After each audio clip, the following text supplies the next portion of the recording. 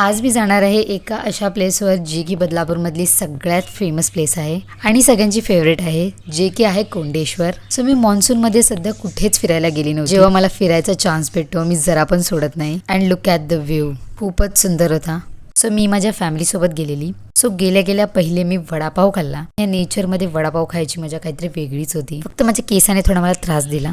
नंतर मग आम्ही गेलो पाण्यामध्ये. सो इथे खूपच सुंदर व्ह्यू होता. या प्लेसवर मी 5 वर्ष आधी आलेली, बट ही खूपच पीसफुल प्लेस आहे. माझ्या या दोन्ही बहिणी खूपच करामती आहेत. सो माझ्या बहिणीला पर्टिक्युलरली त्या दगडावर जाऊनच फोटो काढायचा होता आणि ती त्यासाठी पाण्यातून चाललेली.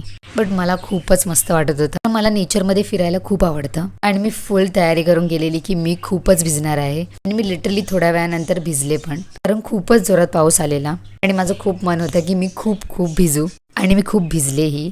देन आम्ही गेलो कॉर्न खाण्यासाठी. एवढं भिजल्यानंतर कॉर्न खाण्याची मजा पण काहीतरी वेगळीच आहे. आणि आम्ही ज्यूस पण पियालो, ज्याच्यामध्ये खूप सारा पाऊस पण पडलेला. आणि इथे मी एक छानसा फन व्हिडिओ करायला ट्राय करत होती. तो काय बरोबर आला नाही माझा व्हिडिओ, बट मी खूपच एन्जॉय केलं. जेव्हा अशी नेचरमध्ये येते मी जास्त एन्जॉय अशी नाही करत, बट मला खूप पीसफुल वाटतं. आणि असं नेचरमध्ये आल्यावर काही वेगळं करायची गरजच नाही पडत. It's like a therapy.